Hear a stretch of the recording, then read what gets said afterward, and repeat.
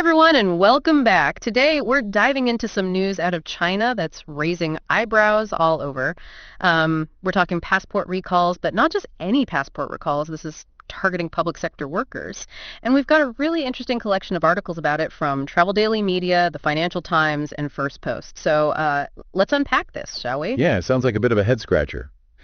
What exactly are these articles saying about the recall? Well, Travel Daily Media, they don't mince words. They're saying that China's government is straight up ordering a passport recall, and it's for a massive chunk of their citizens, too. We're talking government officials, even, get this, teachers in state-run schools. This isn't a routine check. This is serious stuff. Wow, pulling in passports like that. The article I saw even included a picture of those Chinese passports, you know, the ones? Yeah, the maroon ones. Yeah. Right. It just sort of makes you think about, what it means for the people actually holding those passports, like a very real symbol of, restricted freedom of movement. Absolutely. Adds a whole other layer to the story. So why is this happening now? What's the driving force behind this move by China? Well, it might be tied to Xi Jinping tightening his grip on, national security. The TDM article uses this phrase, personal travel abroad management, which I'll admit sounds a little like something out of a bureaucratic handbook. Yeah, it's a mouthful. Right. But what it boils down to is the government controlling who can travel out of China and when they can do it. But here's the thing. While this might seem like it came out of nowhere, these restrictions, they're not totally new. They actually have roots going all the way back to 2003. 2003? Really? I didn't realize it went back that far. What did it look like back then? So initially, it was mostly focused on keeping tabs on key government personnel. But as the years have gone by, they've definitely expanded the scope. Widening the net, so to speak. Exactly. And the TDM article, it's pretty clear about this. This whole passport collection drive, it gives local officials a way to directly control and monitor everything. Who travels, where they go, even how often they're leaving the country. It's a bit unsettling when you put it like that. Yeah, for sure. And it begs the question, how far do these measures actually reach? And here's another layer to think about. You know how residents in places like Tibet have been dealing with travel restrictions for over a decade? Right. This isn't exactly uncharted territory for China.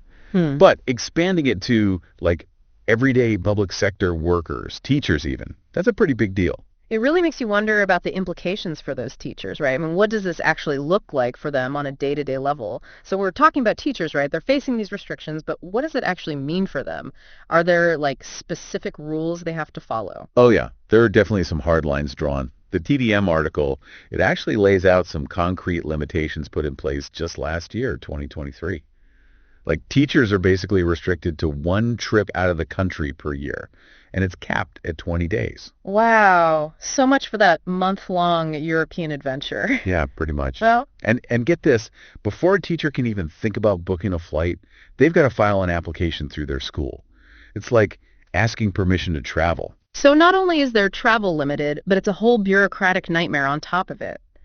What happens if someone tries to skirt the rules a bit? Or just flat out ignores them? Are we talking a slap on the wrist, or is it more serious than that? Let's just say the consequences are nothing to sneeze at. The article, it outlines a whole laundry list of penalties. It starts with, a verbal warning, maybe some mandatory classes. But it can escalate to, getting reported to China's anti-corruption authority. And some people even end up with a travel ban for, get this, up to 5 years. 5 years! That's intense! Yeah, it sends a pretty clear message about how serious they're taking this. And sure, they're framing it as a national security thing. But, you can't ignore the chilling effect this could have on academic freedom. It makes you wonder, right? I mean, travel for educators, it's not just about vacation. It's conferences, it's international research, even as experiencing different cultures. How do you maintain those connections with these kinds of limitations? It's a huge concern. I mean, restricting that freedom of movement, it could easily stifle academic exchange, limit the perspectives that these teachers are exposed to, and that in turn impacts the education that students in China are getting. It's a domino effect. So we've talked about the rules, the penalties, but what about the people actually being affected by this? Are we seeing any pushback, any dissent? It's interesting. The Financial Times, they also covered this passport recall, but their focus was more on the nuts and bolts of it, like the procedures and stuff. But First Post, they took a different angle. First Post is usually pretty good about capturing the feelings on the ground. So what did they find? Well, they highlighted this like growing dissatisfaction that's popping up on social media, Okay. especially in places like Guangdong, Jiangsu, and Henan. It seems people aren't exactly staying quiet about this. Yeah, it's one thing to read about policies in a vacuum. It's another to hear how it's landing with real people. Yeah. Did First Post give any concrete examples? Yeah, actually, there's this, well, pretty poignant quote from a teacher in Henan. They shared their thoughts on Xiaohongshu, which is a pretty popular social media platform in China. Hmm. And they wrote, I was an English major, and my lifelong dream is to visit an English-speaking country, but it feels like that is about to be shattered. Ouch, that really drives it home. It's this stark reminder that these policies, they're presented as these big picture national security issues, but they have very real consequences for actual people. Absolutely. Yeah. In this case in particular, it really highlights that tension that exists between individual liberty and national security. That's a debate happening everywhere, but it takes on a whole other meaning in China. It really does. So, taking a step back, what does this all mean? Where does this passport recall fit into the bigger picture? It really is a tough one, isn't it? Trying to balance, keeping the country safe with letting people live their lives. There's no easy answer. Yeah, you said it. And that's what makes this whole thing so, like, complex. I mean, on the one hand, you get why China wants to protect its interests, right? Especially with everything going on in the world these days. Remember the TDM article even mentioned worries about espionage? Right, and that's a real concern for any country, really. Exactly. But then you've got the flip side. What happens when you put these travel restrictions in place? Especially for people like those teachers, right? We talked about academic freedom, but then there's that whole brain drain thing looming out there. Exactly. Like, what if these skilled professionals, like that English teacher who dreams of going to an English-speaking country, what if they just get fed up? They see no future for themselves in China, and they decide to leave for good. That's the thing, right? They could take all their talent and skills elsewhere. And that could have some, pretty serious long-term consequences for China. Their economy, tech advancements, all of it. It's like they're walking a tightrope.